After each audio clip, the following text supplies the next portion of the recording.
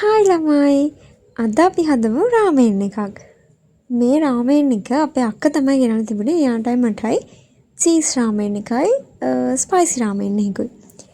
එයාට ඉතින් ඕනේ උනේ දෙකම එකතු කරලා හදන්න. ඒ වුණාට මම කැමති උනේ නැහැ. මොකද මට vlog එකක් හරි කරන්න තියෙන chance එකක්නේ. එයාට ඒක ගෙනාපු දවසේම කන්න ඕන නෑ. හින්දා ඉතින් මං කිව්වා එකට හදන්න බෑ. එයා ගිය කන්න කියලා. ඉතින් මේ චීසි රාමෙන් එක තමයි අපි දැන් හදන්න යන්නේ. මේකේ වතුර මිලිලීටර් 500ක් තමයි දාන්න කියලා තිබුණේ.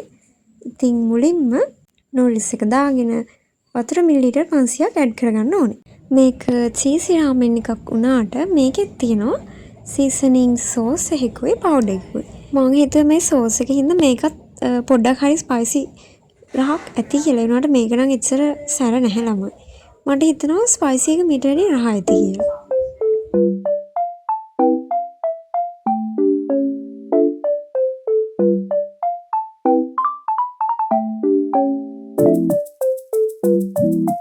ඔයාලා හිතනවා ඇති නේ මේ මැටි භාජන එක හදන්න කියලා. ඇත්තටම ළමයි මම දැන් මේ දවස්වල non stick ඒ වගේ ඈත් වෙන ගමන් තමයි ඉන්නේ. මොකද non stick භාජන වල කැම කන එක අපේ හෙල්ත් එකට හොඳ නැහැ කියලා ලොකුවටම කන්සර්න් කරන්න ඕන නිසා. මම අරක තැම්බුණාට පස්සේ වතුර චුට්ටක් අයින් කරා. මොකද වතුර මිලිලීටර් 500ක් ඇත්තටම වැඩි වගේ එකට පොඩ්ඩක් අයින් කරලා තමයි පවුඩර් එකයි සෝස් එකයි ඇඩ් කරගත්තේ.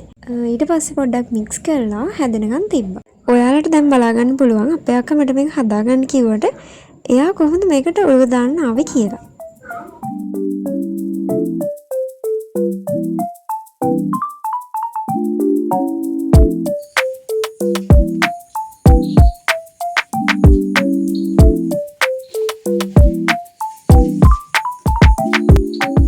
වතුර ගොඩක් හොලලා නැහැ නේද?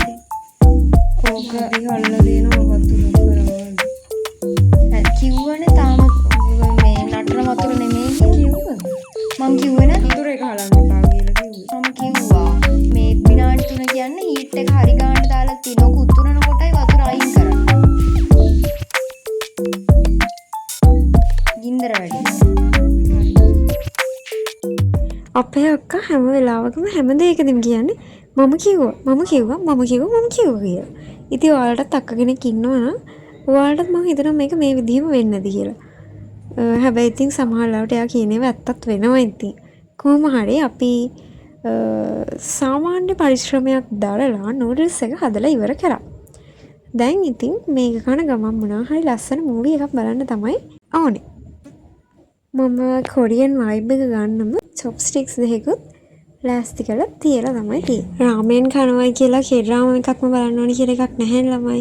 කේඩ්‍රාම එකක් බලන්න ගත්තොත් මට ඒක දවස් 3-4කින් බලලා ඉවර කරන්නම ඕනේ.